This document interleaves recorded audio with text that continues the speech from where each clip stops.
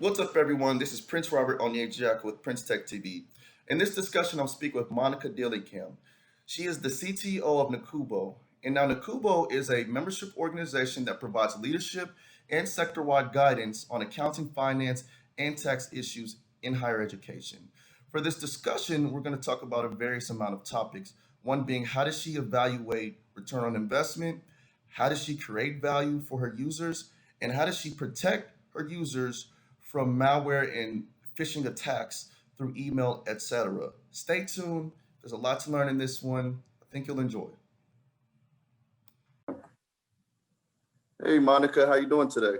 Good, good. Good. Thank you for coming on this vlog series and sharing your insights with the viewers. Um, you're the CTO or Chief Technology Officer for NACUBO. And if you could just start off with telling us what your day-to-day looks like as a Okay. I'm working for a nonprofit in the Washington, D.C. area. So typically, I do a lot of vendor management, project management, infrastructure, working with the leadership team, budgets, I mean, on and on. everything.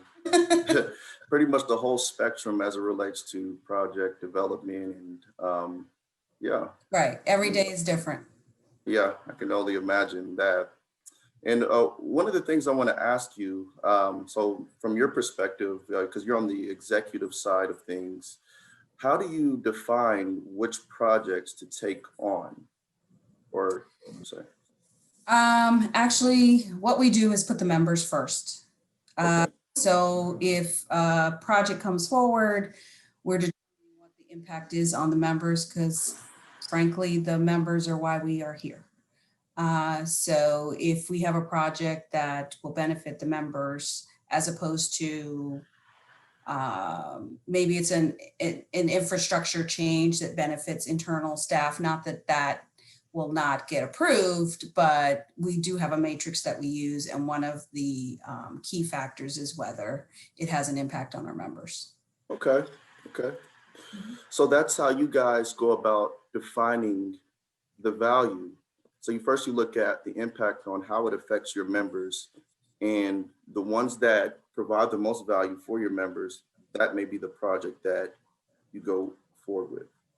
Yes. And then secondly, of course, is funding.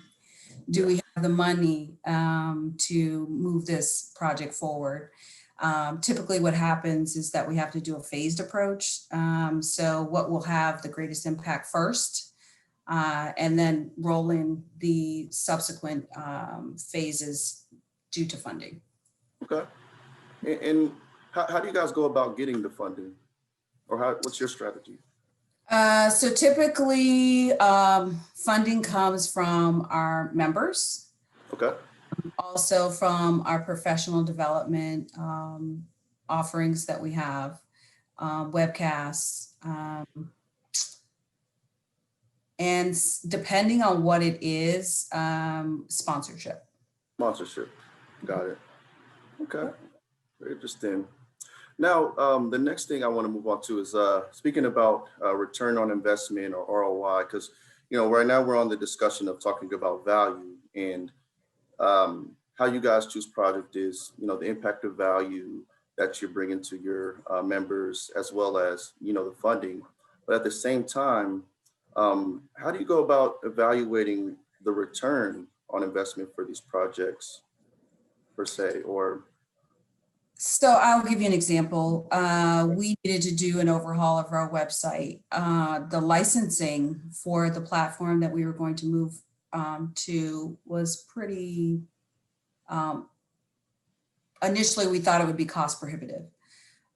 We were able to negotiate because we were a nonprofit. However, it would give our members a better user experience. So worth the investment because we looked at it as we would be able to retain members and potentially recruit new members, because we're providing the information that they need and they're able to access it quickly.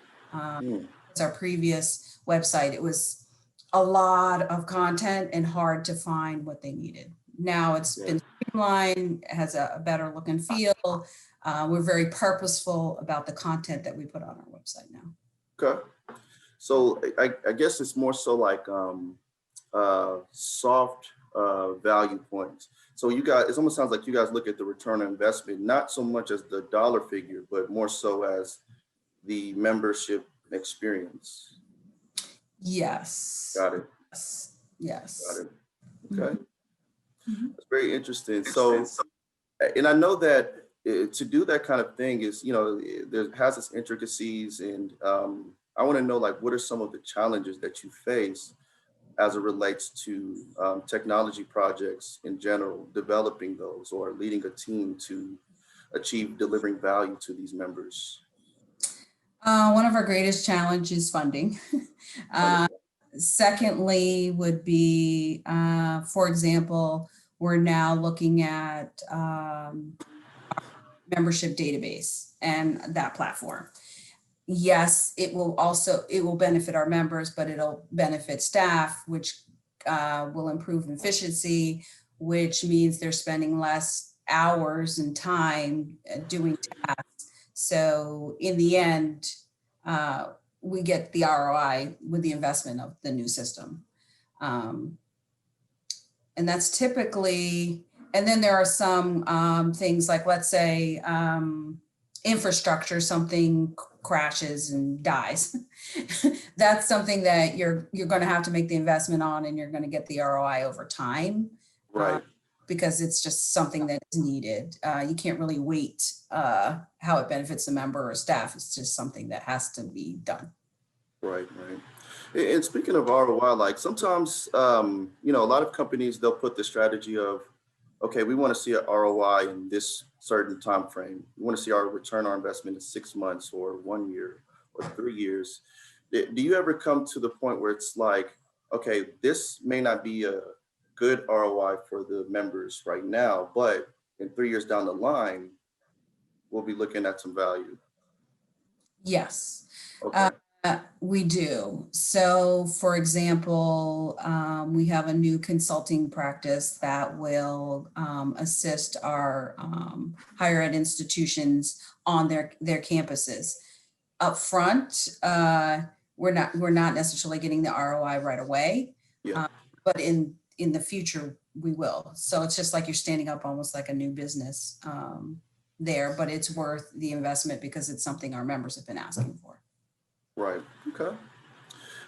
Could you tell us some more about NACUBO itself and what do you guys do? So NACUBO is a nonprofit organization. Our members are CBOs and they're chief business officers on campuses across the country. So University of Maryland, University of Tennessee, they become members of NACUBO, and we provide content and guidance for them, whether it's like, how do I address the CARE Act? Right. How do I, there's a new tax law and how do I address that on my campus? Whether it's how do I deal with facilities, or there's some guidelines that I need to be concerned with. Advocacy is a big part of what we do as well. So we have a group that basically they went on the Hill, they worked with the CARE Act, and they broke it down for our members. We also provide professional development because these are accounting professionals. So they need continuing education credits, and we provide those for them as well. Oh, wow. Okay. So like, is it for somebody that may be an accountant for, a specific university, you guys will provide some education or do some training to help them to maneuver through that? Is that what I'm hearing? Yeah, so every campus has a business office, and in a business office, you have the chief business officer, which runs all of the financials for the institution, depending on the size. There are some institutions that have multiple campuses, so they may have more than one chief business officer. And then in that business office, you'll have accountants and someone that's working in the bursar's office and so forth. So we're kind of like giving them guidance, but also maybe there's a change with a tax law and we'll provide a webcast or a live event. Well, with the pandemic that we've cut that back, but and then they get X amount of credits for that. And every year they have to maintain a certain number of credits to maintain their credentials. Very interesting. And from at least for me, it's unique because I haven't met too many CTOs in that space. And so, which leads me to my next question. As it relates to technology in that industry, what are some things you think about the future? Like, what do you think is going to happen? What do you think things are going? I'm not a fortune teller, but it will be interesting to see what happens on these college campuses with technology and students and frankly, the expectations of students and the demographic is changing for students and what their requirements are. So you now have a lot of adult learners which are going to have different expectations than, say, someone coming fresh out of high school. Right, right. There are campuses that have to address both and have to have like a hybrid approach, especially now with the pandemic. But prior to that, there were institutions already doing that. So interesting. And I guess kind of what I'm thinking, with the pandemic happening and, we're currently in one, just the way that technology is going to change as it relates to universities leveraging it. I wonder are there ways that they're going to implement more IT solutions to ensure, the safety of students once, people start to go back to school, or currently with things being more virtual, how does that take an effect on, the industry in itself? So that's one of the things I've been. yeah, I think the support model changes. You have a help desk and having different requirements. And now if you're on a campus and everything is virtual, you have to improve the help desk experience, the customer service experience, and then addressing the infrastructure needs. And this is on the smaller institutions or the smaller community colleges, trying to provide what their students are expecting. So it will be interesting to see what happens in the future. Yeah, okay. And you mentioned infrastructure a lot. I mean, have you surfaced or come across challenges as it relates to maintenance when it comes to that? Not infrastructure per se, devices. Devices, okay. So we're all working from home, onboarding, the onboarding experience completely changes. So as a CTO, I now have to address, okay, we just hired someone. I have to get them a laptop. I have to build this laptop and I have to send it to them. Right. How do I do that? What is the process now? The whole onboarding experience has changed. And the training, that's all virtual. We're not going into a conference room and doing that. So, right. And then the support. I think that this is back to the help desk. We weren't necessarily prepared for the number of calls that you're going to get because they can't just walk over to your office and ask a question. Yeah. So. Okay. Very interested. So as it relates to devices, you feel like that is a way to, that is a challenge as it relates to, not infrastructure, but what am I trying to say?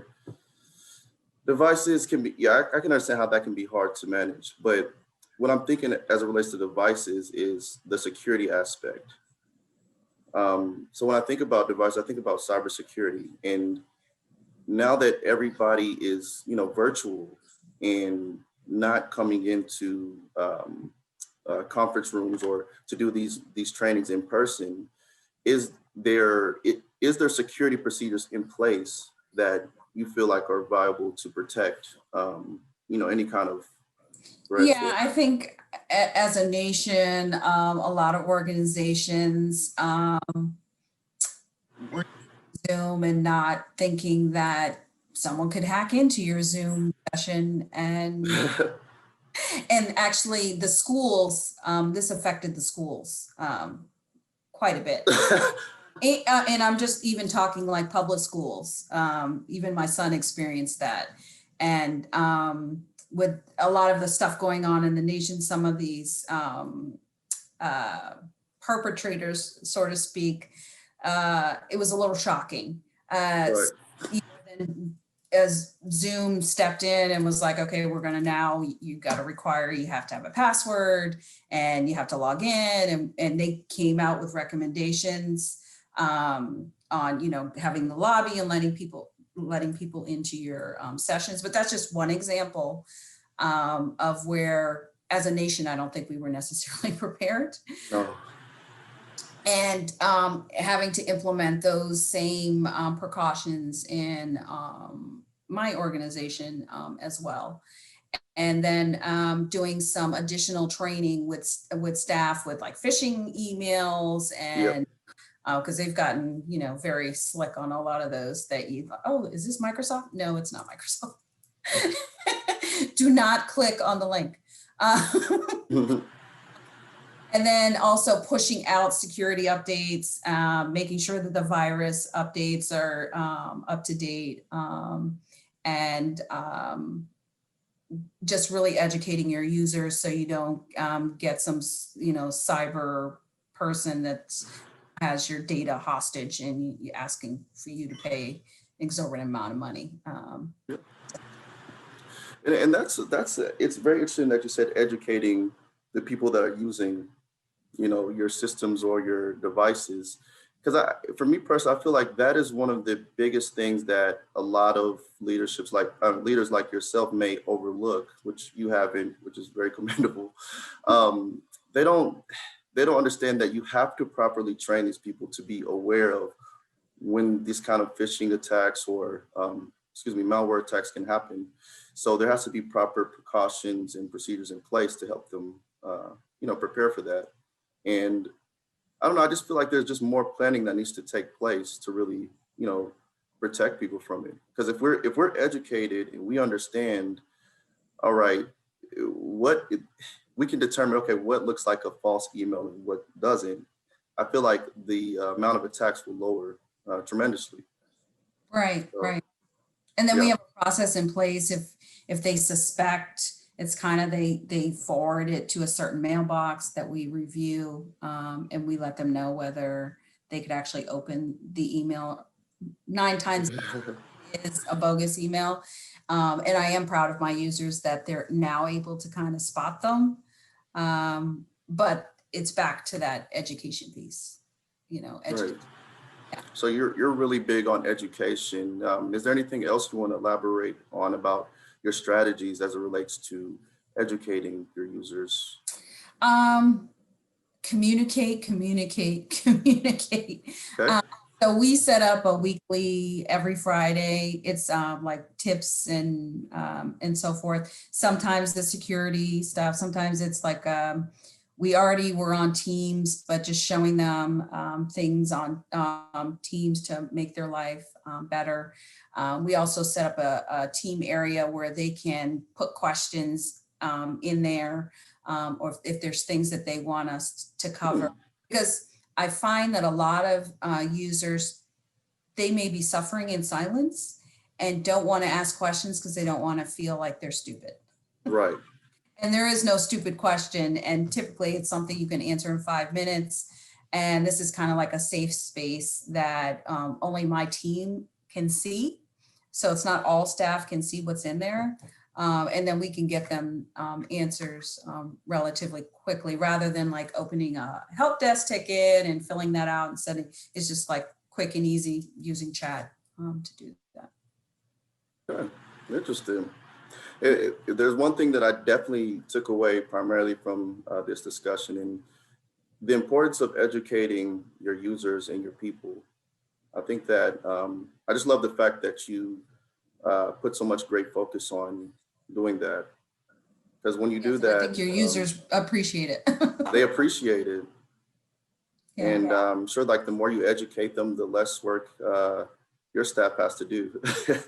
Yes, and there's less anxiety on their end as well, because we all have a job to do, and they're just trying to get their work done and meet their deadlines. And we're supposed to be here providing a service and helping them accomplish that. So it's like changing that whole mindset, us and them. No, we're in it together. Yes. One more thing I want to discuss. Can we talk about the how you view soft benefits as it returns to value? So Okay. not hard dollars, but just like what do you just openly think about? Because I've seen leaders, they'll say, okay, this project, it provides a lot of soft benefits. It's good, it's great for the users, a great experience for the users, but the return doesn't make sense, or we're not earning enough money off of this one particular project. So they'll just get rid of it completely.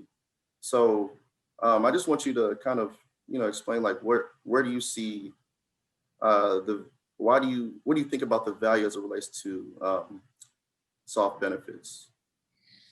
Uh, I think soft benefits are extremely important.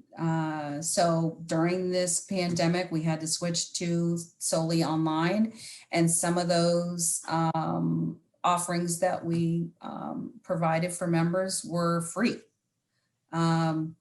It's just quick and dirty. They had to get this information. They're also in a transition mode, panicking. And we're all in it together, and it's kind of like providing them the information that they need. And then we could slowly move into once these institutions got to a steady state, they knew that students were going to re-enroll and start bringing some money in, that we could slowly start charging them. And then all of the diversity issues that were going on. So we did provide, I think it was like guidance for our campuses that weren't necessarily financially tied to accounting and tied to what our members do every day. But they also have to deal with, racial issues on a campus. They have to deal with housing on a campus. So those types of things. And we've had some webcasts tied to that, but or town halls. We did provide weekly town halls for our members that were free. Interesting. Okay. Yeah. Well, I appreciate that, Monica. I think we're getting close to time, and I really appreciate you coming on for this vlog series. And is there anything else you would like to share with the viewers of Leave Behind? No, it was a pleasure being on here, and it's just hang in there. We're going to get through all of this. This pandemic, right? Yeah, we'll get through it. 2021 is right around the corner. Let's hope it's better. I'm sure it will be, though. Yes. But it was a pleasure. Oh, thank you. All right. All right. Okay. Hope you have a good one. You too. Thank you. Bye.